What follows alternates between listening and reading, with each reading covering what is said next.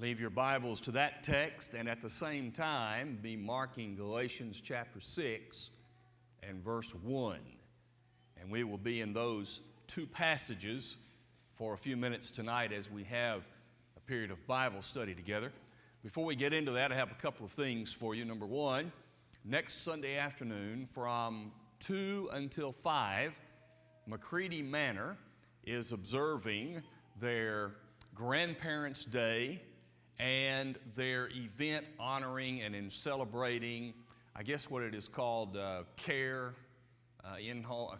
Retirement Care Week or something. What's it? Assisted Living Week. There it is. Assisted Living Week and Grandparents' Day on that Sunday afternoon.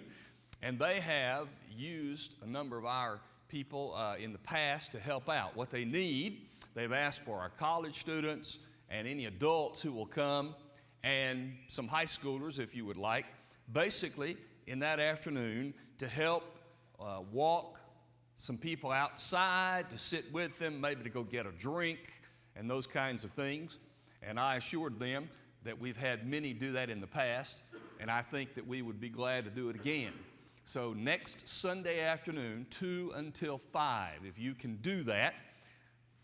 Ben and Jillian are sitting right there, and Mike is sitting right next to them, and I want you to go report to them. They didn't know that, but now they do. And I could have said, Mike, Ben, and Jillian are taking names. Remember that in school? Teacher left, Mike, you're taking names. Well, they're taking names. So they would like to know how many are coming. They need all the help we can give. So if tonight you would volunteer to do that, that would be excellent. Number two, before we start our study, this week on Wednesday is our men eating and learning time. It's our meal time on the first Wednesday of every month. Now, it's a great thing. Not only do we get to eat, not only do we get to visit, but we also get to study.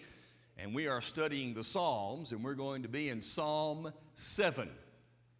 Now, if you count, that means we've already had at least 7 other meetings. And you've missed 7 meetings, or 8 meetings if you haven't been there. Maybe you forgot. Maybe you intended. Maybe something came up. But we've come out of the summer months, and now if you can, on your schedule, as men come together and eat and study together from 11:30 until 1, love you, have you. We will do the study part about 12:15. That way people who have an hour can arrange it so that they can get to the study and the food. So that's Wednesday. And I will call your attention to the new communication area with all the boards. Over there is the board reminding you of that event. And it's going to have the date up there every month. So I want you to start training yourselves to look over on that board, notice the advertising and the communication we're trying to do, and therefore we can do a better job of making sure we know what is happening. All right, right now what is happening is a period of Bible study. Let's study these texts. Recently, one of our elders, Paul Alexander, got up and he made a very wonderful statement. He encouraged us to keep in mind and to reach out to those of our brothers and sisters who are not as connected here as they need to be. He wants us, and they want us, and God wants us to encourage each other to grow spiritually.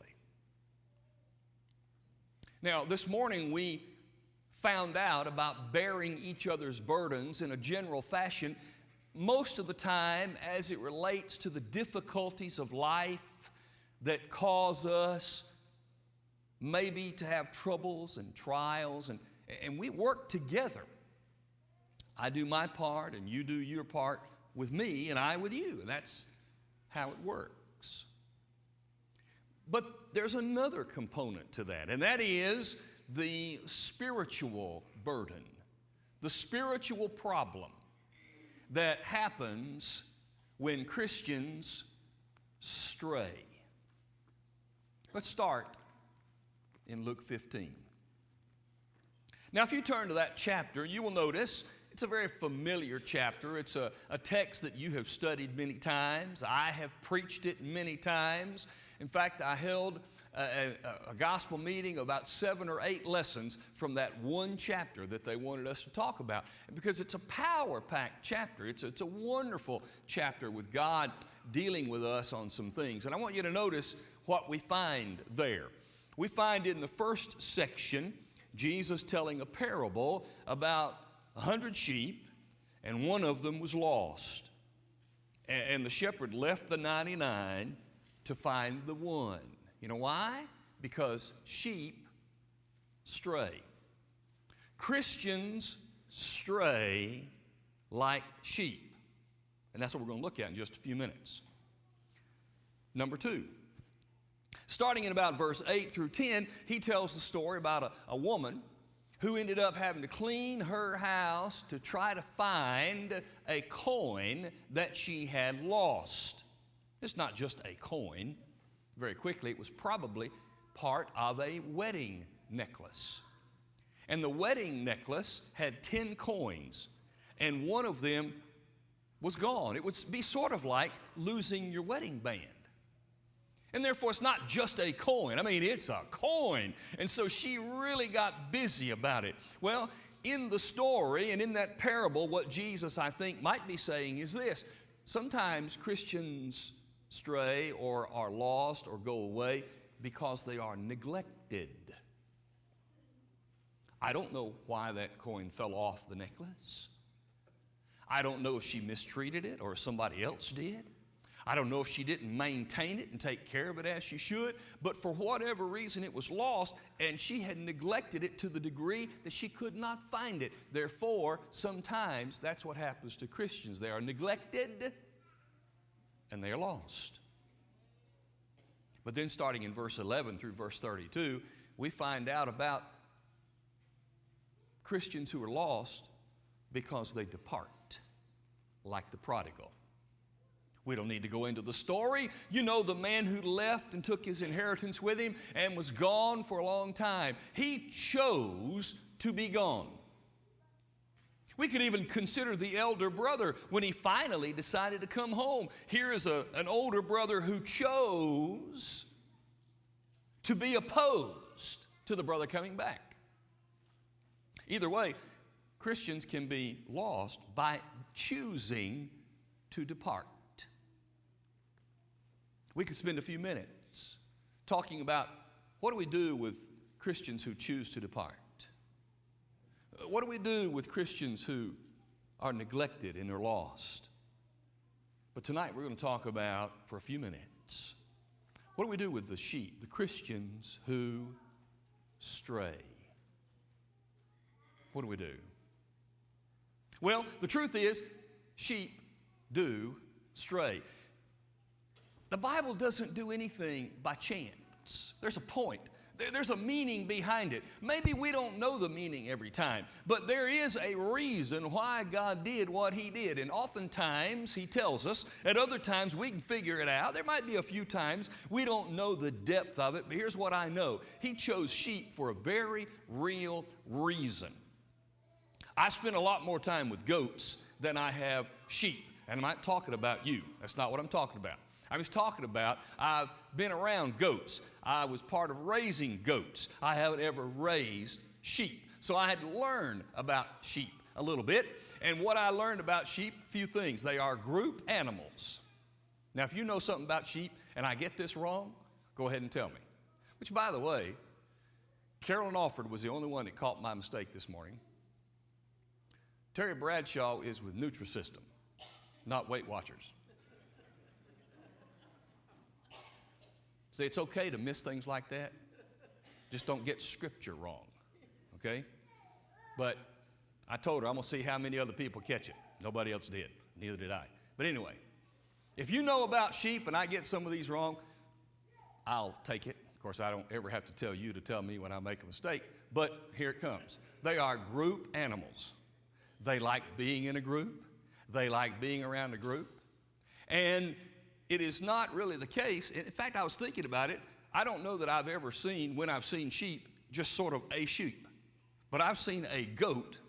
When we were in Guyana, it's amazing down there in Guyana that, in fact, I kept asking, how do they know whose animals belong to who? Because there were horses and goats and cows just walking around.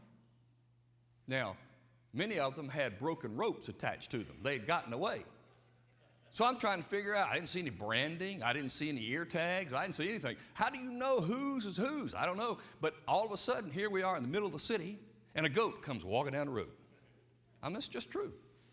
So I don't suppose that I've ever seen just a sheep. Sheep are group animals, and they enjoy the group dynamic. Now, sheep stray. From what I understand, they stray, and they stray in a way that I understand really well. You know why sheep stray? Because they don't look up while they're eating. And they just eat and eat and eat and eat and eat, and there they are, out there. Well, I got that. That's me. I get that. I understand grazing at a buffet. I get that. I can really, if a buffet was out in a field, I would graze and look up somewhere down the road and think, wow, I used to sit way down there, because that's what I would do. Well, that's what sheep do. It wasn't like they looked up and said, you know, I think I'd rather be over there than over here. They just kept eating, and they ate their way away. Now, when they get out there, because of the kind of animals that sheep are, they're docile, calmer, and they might even be overlooked. I mean, if you have 100 and you got 99, it's possible that one might get away and you not even notice it. You might not even recognize it because they're so calm. But guess what? When they're over there, they are defenseless. They can't fight back. They can't defend themselves. They're defenseless. And they're not coming home. They're not going to look up and say, oh, wait a minute, I better get back to the group. They just keep on eating until they are eaten. That's about right. They need a leader to come get them. Now, that's why God uses sheep. Because He's telling us about Christians who stray. Here's the third thought. Have you ever noticed that straying never leads to a better place? You ever notice that? I don't care what you're talking about. When you stray, you don't get to a better place.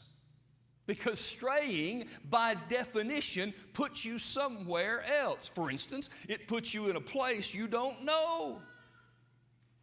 And being in a place you don't know can be nerve-wracking, it can be difficult, it can be dangerous. Sheep that stray end up in a place they don't want to be. It's not like they decided, I'd rather be there than here. They don't want to be there. Maybe they don't know that they don't want to be there until they look up and see where they are. Third, straying puts you not in a better place because it puts you in a place you don't need to be. Why did the shepherd have the sheep here and not there? Because the shepherd knows this is the better place. You need to be here. You don't need to be over there. So sheep, it makes sense. It makes sense to me that God would talk about sheep. And in the process of using sheep, He's talking to His sheep who stray. Now I want you to go to Galatians chapter 6. and verse 1. And we will be here and finish here for just a few minutes. We are to be spiritual weight watchers for fellow sheep. That's what this passage is about. Notice, brethren, if a man is overtaken in a trespass, you who are spiritual, restore such a one in the spirit of gentleness, considering yourself, lest you also be tempted. Here in this one verse, God tells us about the process of weight watching as it relates to the spiritual burden of a sheep who strays away. The text tells me three things that we need to do. Not only as a congregation, but as individuals. He's talking about, yes, the group, those of us who are the sheep, noticing the sheep who go. But he's also talking about me as a sheep, my responsibility. To who? Notice the text. Number one, observe trends. Now, from what I understand, anybody who does stock market investing spends time with trends. They're looking to see, how are things moving? Maybe this is where I need to invest, or maybe I don't need to. Let me give you a real life example from yesterday. I listened all summer long to talk radio in Lexington, Kentucky. And the trend was, Kentucky football, it is on the rise. We better invest in this. This looks like a winner. I told the McCready Manor people today, I asked them the question, you ever been hyped up about something and looking forward to something and you get there and it wasn't near what you thought? 5 minutes into that football game last night, that was my feeling. The term is they were trending up all summer long. And in 5 minutes, they fell off the cliff. Now, observe trends with respect to sheep who are straying. Notice what he says. If a man is overtaken, it's an interesting word. I did not know that this word meant what it means. If a man is overtaken. Mark chapter 14, you remember when the lady came and poured oil on Jesus? And they were all upset because she wasted it.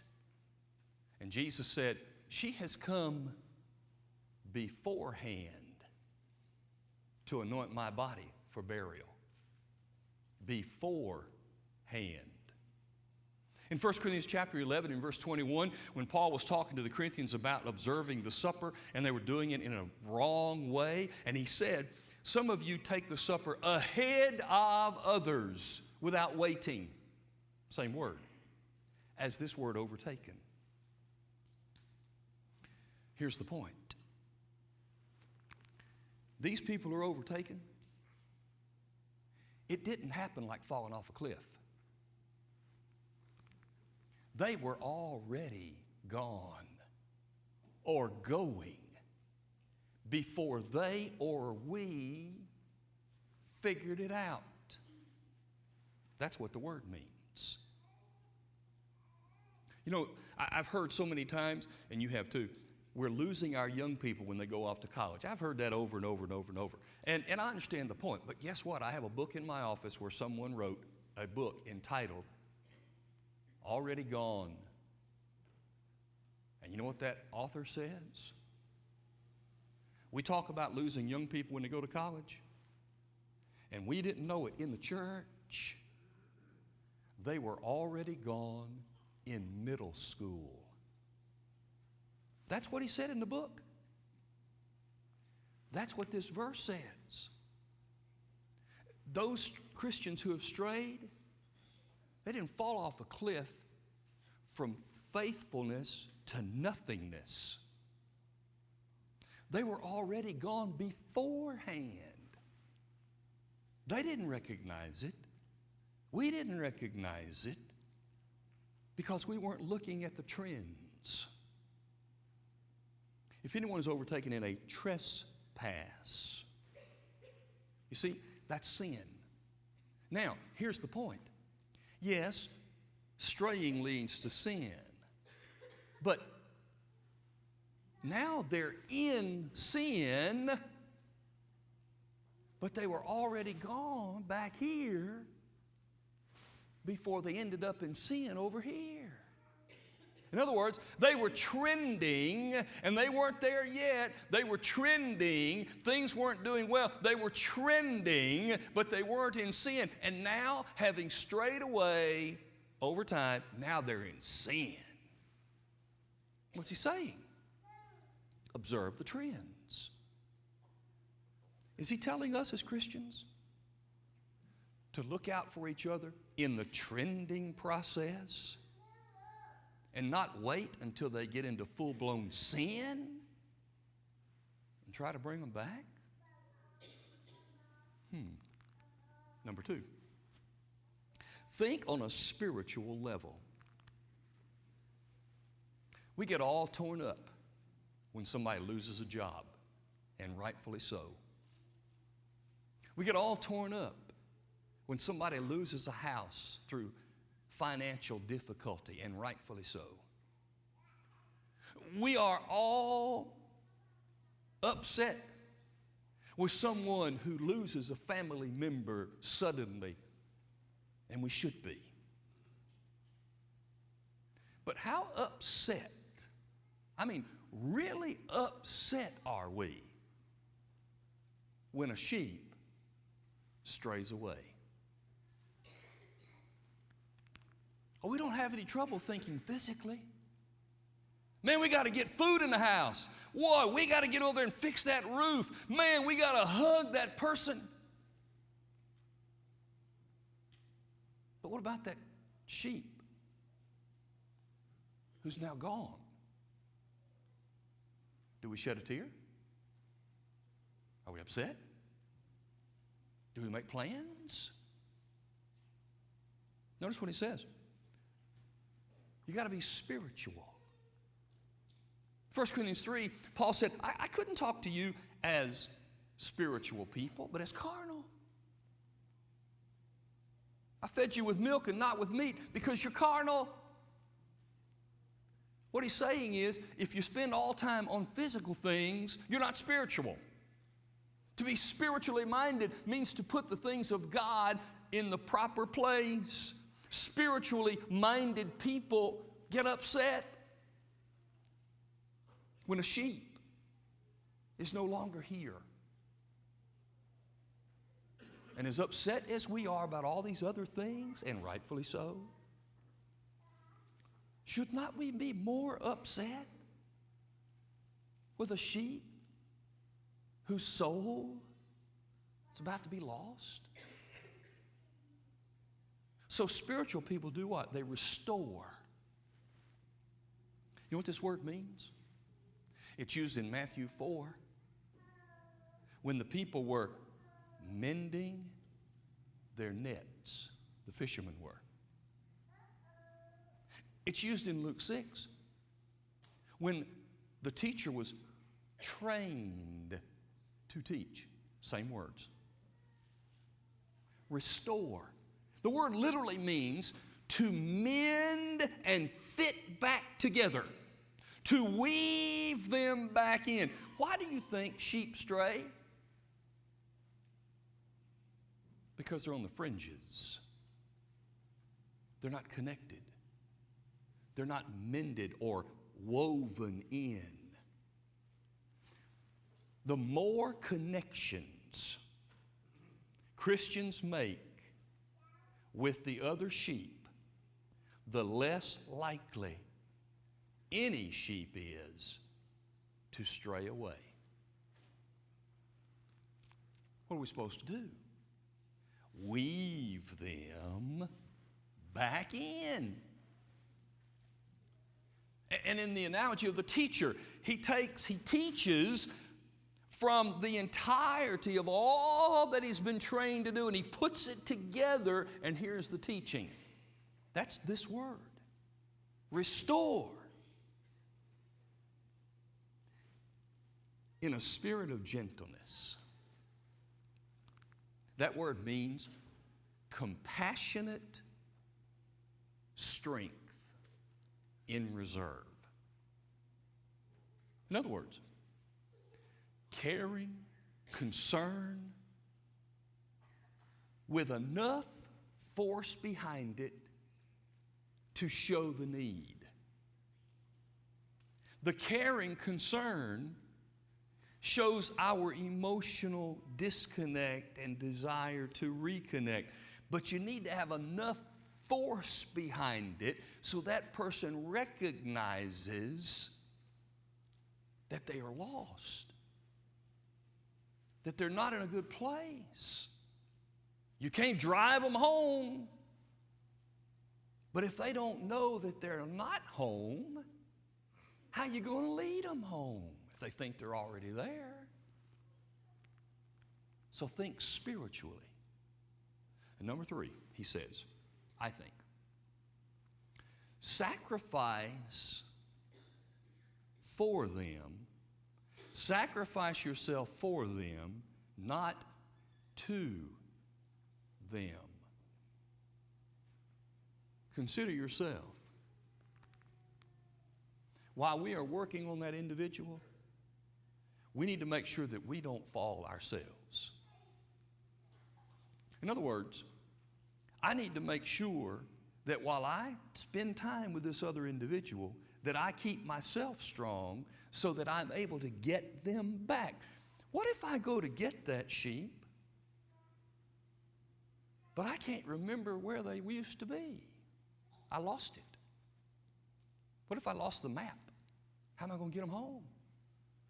Consider yourself, lest you what? Number 2, be tempted. It's possible to go and try to retrieve and restore a sheep, and in the process, the straying sheep influences the one who came to get them and pulls them down with them. It's possible. When you look up this word, peirazo, it's the same word used in James 1. Context helps you know what it means. You know, in James 1 it says, count it all joy when you fall into various trials, temptations, peirazo. But then it says in the later verse 13, God does not tempt anyone, peirazo. Some trials that come from God are not temptations to sin. Same word, but context tells you what it means. Does God allow trials? Yes. Does God send temptation? No. But I need to be careful that I don't get caught up in whatever it is they are in and be pulled away. One quick way of seeing that. You ever known a Christian to be disgruntled with elders in a church? And then somebody goes over to talk to them. I'm going to help you come back. But then they listen. And all of a sudden, that disgruntled sheep has gruntled another one. I don't think that's a word, but it sure fits, doesn't it? All of a sudden, you don't have one sheep who's upset. You now have 2 sheep. And those 2 are going to find 2 more, and you're going to have 4. That happens. So in the process of trying to win one back, watch yourself. Sacrifice for them. But don't sacrifice yourself to them. Don't lose your soul trying to bring them back. That is what God tells us about straying sheep. I want to close. You can turn to it if you want. Ezekiel 34, verse 6. Saddest words maybe that God ever wrote. My sheep wandered through all the mountains and on every high hill. Yes, my flock was scattered over the whole face of the earth, and no one was seeking or searching for them. Isn't that sad? Many times I have had an opportunity to help somebody, and I always think when I have that chance, especially a young person, and I always think, if ever one of my children was in trouble, I would hope if I were not there, somebody would help them. And then if I knew that an entire group of people like yourselves knew my child was in trouble and no one tried to help, that's exactly what God is saying in that verse. My sheep was in trouble, and not one of you tried to help.